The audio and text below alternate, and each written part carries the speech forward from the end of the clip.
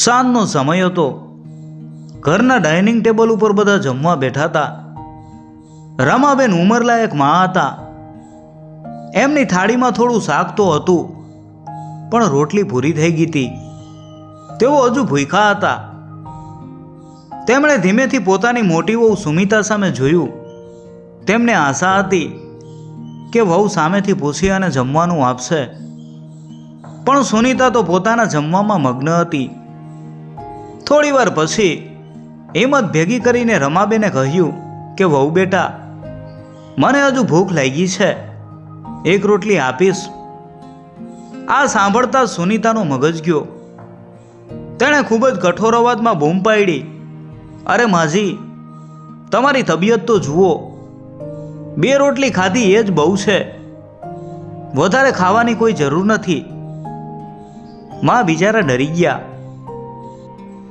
તેમણે પોતાના મોટા દીકરા સંજય સામે જોયું, પણ સંજય તો જાણે કંઈ સાંભળતો જ ના હોય એમ નીચું મોઢું રાખી અને જમી રહ્યો હતો. આ બધું નાનો દીકરો સુમિત જોઈ રહ્યો હતો. એનાથી પોતાની માની આ હાલત અને ભૂખ સહન ન થઈ. સુમિતે પોતાની થાળીમાંથી એક ગરમા ગરમ રોટલી માની થાળીમાં મૂકી અને પ્રેમથી બોલ્યો કે માં, તું આ ખાઈ લે, હું આજે ઓછું જમીશ. બસ આટલું થતાં જ ઘરમાં મોટો ભૂકંપ આવી ગયો. સુનિતાએ ક્રોધમાં આવીને માની થાળીમાંથી એ રોટલી ઉપાડી અને સીધી જમીન ઉપર ફેંકી દીધી. તેણે ગુસ્સામાં કહ્યું, મેં એકવાર ના પાડીને, આ ઘરમાં મફતનું ખાવાનું નથી મળતું. આ દ્રશ્ય જોઈને સુમિતની આંખોમાં આંસુ આવી ગયા. તેણે પોતાના મોટા ભાઈને કહ્યું કે મોટા ભાઈ, ભાભી માનું કેટલું અપમાન કરી રહ્યા છે. અન્નનો આ રીતે બગાડ કરાય, તમે કેમ ચૂપ છો? જવાબમાં સંજયે ઊભા થઈને એક જોરદાર લાફો સુમિતના ગાલ ઉપર મારી દીધો. તારી ભાભી સામે બોલવાની હિંમત કેમ થઈ? તું તો સાવ બેરોજગાર છે, નીકળી જા મારા ઘરમાંથી. સંજયે સુમિતનો હાથ પકડીને તેને ઘરની બહાર કાઢી મૂક્યો. રમાબેન રડવા લાગ્યા અને વચ્ચે પડતા બોલ્યા કે બેટા, આવું ન કર, આ ઘર ઉપર સુમિતનો પણ હક છે. સંજયે ગુસ્સામાં પોતાની માને પણ ધક્કો માર્યો અને કહ્યું, જો તને એટલો બધો પ્રેમ હોય તો તું પણ જા એની સાથે રસ્તા ઉપર. અને દરવાજો જોરથી બંધ કરી દીધો. કાળી અંધારી રાતમાં માં અને તેનો જુવાન દીકરો રસ્તા ઉપર સાવ એકલા ઊભા હતા. હવે તેમની પાસે ન તો કોઈ ઘર હતું, ન કોઈ આશરો. અડધી રાતનો સમય હતો. પવન સુસવાટા મારી રહ્યો હતો. રસ્તા ઉપર સાવ સનાટો હતો. રમાબેન રડતા રડતા બોલ્યા કે બેટા, હવે આપણે ક્યાં જઈશું? આપણું તો આ દુનિયામાં બીજું કોઈ નથી. શું આપણે રસ્તા ઉપર જ સૂવું પડશે? સુમિતે પોતાની માના આંસુ લૂછ્યા. તેણે પોતાનો શર્ટ કાઢીને માને ઓઢાડી દીધો. પછી પ્રેમથી માથું પંપાડતા કહ્યું, માં, તું જરાય ચિંતા ન કર. જ્યાં સુધી તારો આ દીકરો જીવતો છે ત્યાં સુધી તને રસ્તા ઉપર નહીં સુવા દઉં. ઉપરવાળો કોઈને કોઈ રસ્તો જરૂર બતાવશે. તેઓ ધીમે ધીમે ચાલતા ચાલતા સુમિતના એક ભાઈબંધના ઘરે પહોંચ્યા. ભાઈબંધે તેમની હાલત જોઈને તેમને તરત જ ઘરમાં લીધા. તેણે 2 દિવસ પૂરતો આશરો આપ્યો, પણ સુમિત સમજતો હતો કે એનો ભાઈબંધ પણ માંડ 2 ટંકનું જમવાનું ભેગું કરે છે, એટલે તે એના ઉપર વધારે બોજ નાખવા નહોતો માંગતો. બીજા દિવસે સવારે પક્ષીઓનો અવાજ આવતાની સાથે જ સુમિત કામની શોધમાં નીકળી પડ્યો. તે ખૂબ હોશિયાર હતો. આખો દિવસ તે આખા શહેરમાં ફર્યો. ઘણી જગ્યાએ પૂછપરછ કરી, પણ ક્યાંય કામ મળ્યું નહીં. પગ દુખી ગયા હતા અને ગળું સુકાતું હતું. નિરાશ થઈને બપોરના સમયે તે એક હોસ્પિટલની બહાર ઝાડ નીચે બેસી ગયો. અચાનક તેની નજર સામેની દિવાલ ઉપર ચોંટાડેલા એક કાગળ ઉપર પડી. તેમાં મોટા અક્ષરે લખ્યું હતું, હોસ્પિટલમાં પટાવાળાની જરૂર છે, પગાર 6,000 રૂપિયા અને રહેવા માટે એક નાની ઓરડી મળશે. આ વાંચીને સુમિતની આંખોમાંથી દળ આંસુ પડવા લાગ્યા. તેણે મનમાં વિચાર્યું, હે ભગવાન, મેં આટલો બધો અભ્યાસ શું કચરા પોતા અને સાફ સફાઈ કરવા માટે કર્યો હતો? એનું હૃદય અંદરથી તૂટી ગયું. પણ બીજી જ સેકન્ડે તેને પોતાની માનો ભૂખો અને ઉદાસ ચહેરો યાદ આવ્યો. તરત જ તે ઊભો થયો અને હોસ્પિટલના ડોક્ટર સાહેબની કેબિનમાં ગયો. ડોક્ટરે તેના કાગળિયા જોઈને આશ્ચર્યથી પૂછ્યું, અરે દીકરા, તું તો આટલું બધું ભણેલો છે, તું આ કચરા પોતા અને પટાવાળાનું કામ શા માટે કરવા માંગે છે? આ નોકરી તારા લાયક જરાય નથી. સુમિતે હાથ જોડીને કહ્યું કે સાહેબ, અત્યારે મારી મા પાસે રહેવા માટે કોઈ છત નથી. મને આ નોકરીની ખૂબ જ જરૂર છે. હું દિલ દઈને કોઈ પણ કામ કરવા તૈયાર છું. બસ મને આ નોકરી આપી દો. સુમિતની મજબૂરી અને મા પ્રત્યેનો પ્રેમ જોઈને ડોક્ટરનું દિલ પીગળી ગયું. તેમણે તરત જ નોકરી પાકી કરી દીધી અને હોસ્પિટલની પાછળ રહેવાની એક નાનકડી જગ્યાની ચાવી પણ આપી દીધી. સુમિત ખુશ થતો થતો પોતાની માને તે નવી જગ્યાએ લઈ આવ્યો. માને તેણે ખોટું કીધું કે તેને એક ઓફિસમાં કોમ્પ્યુટર ઉપર કામ કરવાની નોકરી મળી છે, જેથી માને ચિંતા ન થાય. સમય ધીમે ધીમે પસાર થવા લાગ્યો. સુમિત હોસ્પિટલમાં ખૂબ જ દિલથી સાફ સફાઈ કરતો. તે બીમાર લોકોની મદદ પણ કરતો. તેને કામ કરતો જોઈને કોઈને ન લાગે કે તે આટલો ભણેલો હશે. જોતામાં 1 મહિનો પૂરો થઈ ગયો. આજે પગારનો દિવસ હતો. ડોક્ટર સાહેબે સુમિતને પોતાની કેબિનમાં બોલાવ્યો. તેમણે ખુશ થઈને કહ્યું, તારું કામ ખૂબ જ સરસ છે. મને તારા કામથી કોઈ ફરિયાદ નથી મળી. લે આ તારી મહેનતનું ઇનામ. 6,000ની જગ્યાએ પૂરા 10,000 રૂપિયા. 10,000 રૂપિયા જોઈને સુમિતની આંખો ચમકી ઉઠી. પિતાના ગયા પછી તેણે આટલા બધા પૈસા એક સાથે જોયા જ નહોતા. એ મનમાં વિચારવા લાગ્યો, આજે તો હું મા માટે સરસ મજાનું ભોજન, મીઠાઈ અને ફળો લઈ જઈશ. ઘણા સમય પછી આજે મારી મા પેટ ભરીને સારું જમશે. તે ખુશીથી હોસ્પિટલની બહાર નીકળતો હતો. ત્યાં જ અચાનક એક ગભરાયેલી સ્ત્રી તેની સામે આવીને ઊભી રહી ગઈ. તેણે સુમિતની સામે હાથ જોડીને કહ્યું કે બેટા, ભગવાન ખાતર મારી મદદ કર. મારા દીકરાનો અકસ્માત થયો છે. જો દવા અને ઓપરેશનના પૈસા નહીં ભરું તો મારો દીકરો મરી જશે. મારી પાસે અત્યારે 1 પણ રૂપિયો નથી. એ લાચાર માતાનો ચહેરો જોઈને સુમિતનું હૃદય કંપી ઉઠ્યું. તેને તરત જ પોતાની માની તકલીફ યાદ આવી ગઈ. તેણે 1 પણ સેકન્ડનો વિચાર કર્યા વગર પોતાના હાથમાં રહેલો આખો પગાર, પૂરા 10,000 રૂપિયા એ અજાણી સ્ત્રીના હાથમાં મૂકી દીધા. એટલું જ નહીં, સુમિત દોડીને ફરીથી ડોક્ટર પાસે ગયો અને હાથ જોડીને બોલ્યો કે સાહેબ, પેલા બાળકની સારવાર જલ્દી શરૂ કરી દો. ભલે તમે મારા આવતા 6 મહિનાનો પગાર કાપી લેજો, પણ એ માસૂમનો જીવ બચાવી લ્યો. આ સાંભળીને ડોક્ટરની આંખો પણ ભીની થઈ ગઈ. જેની પાસે પોતાનું પેટ ભરવા પૈસા નહોતા, તે બીજાનો જીવ બચાવવા પોતાનો આખો પગાર આપી રહ્યો હતો. ડોક્ટરે તરત જ બાળકની સારવાર શરૂ કરી. પેલી સ્ત્રીએ રડતા રડતા સુમિતના પગ પકડી લીધા અને આશીર્વાદ આપ્યા કે બેટા, ઉપરવાળો તારું ભલું કરશે. તું એક દિવસ કરોડપતિ બનીશ. સુમિત ખાલી હાથે પોતાની ઓરડી ઉપર પાછો ફર્યો. માને ખોટું કહી દીધું કે પગાર કાલે મળશે. જ્યારે તેણે પોતાની માને અથાણા સાથે સૂકી રોટલી ખાતી જોઈ ત્યારે તેનું દિલ અંદરથી તૂટી ગયું. રાતનો સમય હતો.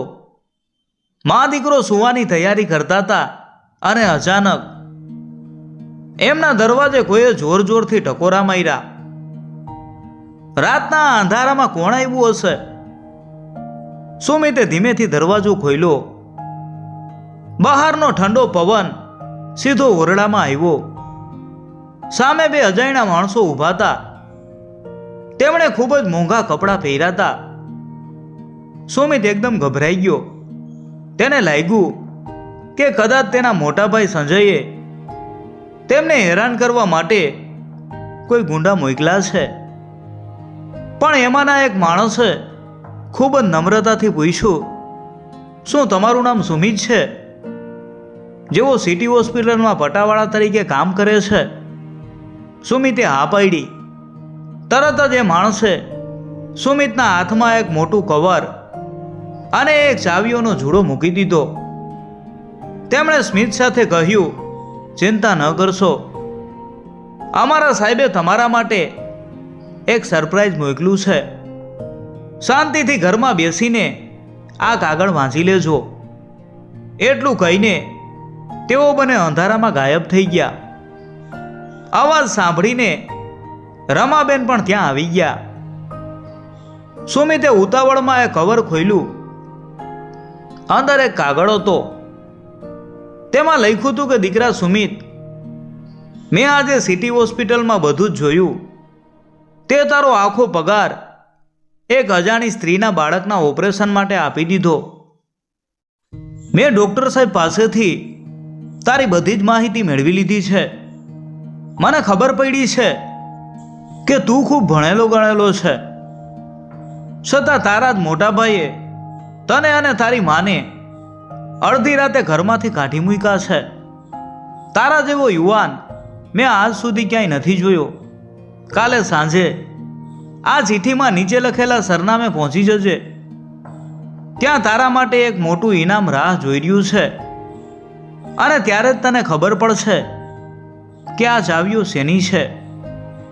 આ બધું સાંભળીને રમાબેન પહેલાં તો ખૂબ ગભરાઈ ગયા. તેમને લાગ્યું કે કદાચ આ કોઈ મુસીબત કે કોઈની ચાલ હશે. પણ જ્યારે તેમને ખબર પડી કે પોતાના દીકરાએ કોઈનો જીવ બચાવવા માટે પોતાના જમવાના પૈસા આપી દીધા છે, ત્યારે તેમની છાતી ગર્વથી ફૂલી ગઈ. તેમણે સુમિતના માથા ઉપર વાલથી હાથ ફેરવીને રડતા રડતા કહ્યું, મારા દીકરા, મને તારા ઉપર ખૂબ જ ગર્વ છે.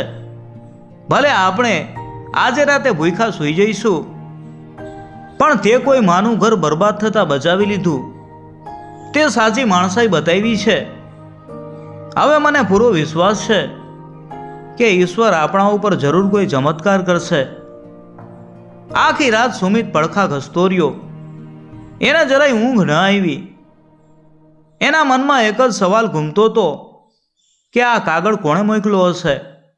બીજા દિવસે સવારે મનમાં થોડો ડર અને થોડી હિંમત રાખીને સુમિતે કાગળમાં લખેલા સરનામે પહોંચ્યો.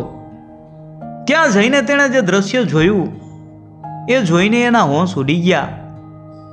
સામે એક ખૂબ જ આલીશાન રેસ્ટોરન્ટ ઊભું હતું. સુમિત ધીમા પગલે એ રેસ્ટોરન્ટના કાચના દરવાજા પાસે પહોંચ્યો. બહાર ઊભેલા ચોકીદારે તેને રોકીને નામ પૂછ્યું. સુમિતે ગભરાતા અવાજે કહ્યું, મારું નામ સુમિત છે. હું સિટી હોસ્પિટલથી આવું છું. આ સાંભળતા જ ચોકીદારના ચહેરા ઉપર સ્મિત આવી ગયું. તેણે દરવાજો ખોલીને સુમિતને અંદર મોકલ્યો. અંદરનું દ્રશ્ય જોઈને સુમિતની આંખો ફાટી ગઈ.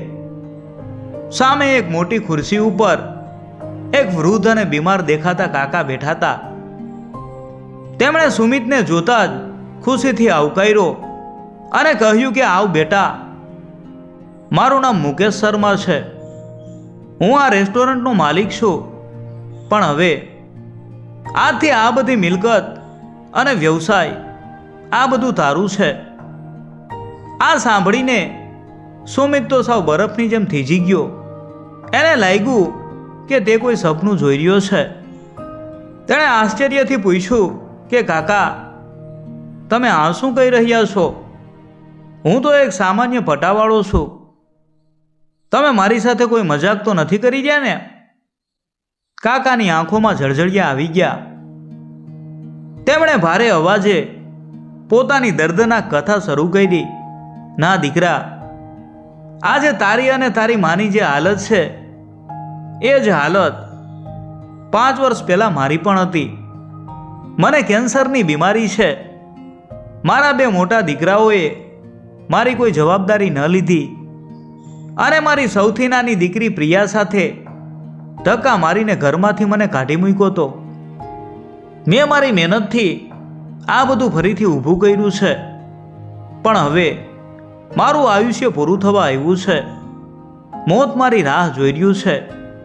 થોડો શ્વાસ લઈને કાકા આગળ બોલ્યા, મને ડર છે કે મર્યા પછી મારા દીકરાઓ મારી ફૂલ જેવી દીકરી પ્રિયાની જિંદગી નરક બનાવી દેશે. કાલે જ્યારે મેં હોસ્પિટલમાં તારી ભલાઈ અને તારું સોના જેવું દિલ જોયું ત્યારે મને સમજાયું કે તારાથી સારો માણસ મારી દીકરી માટે કોઈ ન હોઈ શકે. પેલા કવરમાં રહેલી ચાવીઓ આ જ મિલકતની છે.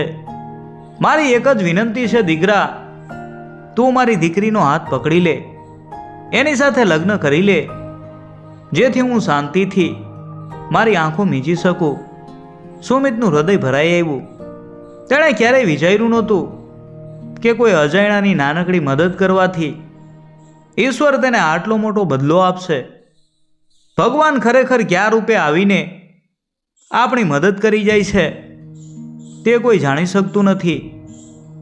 ગરીબની દુઆ કામે લાગી ગઈ. સુમિતે કાકાના ચરણ સ્પર્શ કર્યા અને તેમની વિનંતી ખુશીથી સ્વીકારી લીધી. ઘરે જઈને જ્યારે તેણે પોતાની માને આ ચમત્કારની વાત કરી ત્યારે મા દીકરો બંને ખુશીના આંસુ સાથે ભેટી પડ્યા. રમાબેનનું દુઃખ હવે કાયમ માટે દૂર થઈ ગયું હતું. થોડા દિવસો પછી ખૂબ જ સાદાઈથી સુમિત અને પ્રિયાના લગ્ન થઈ ગયા.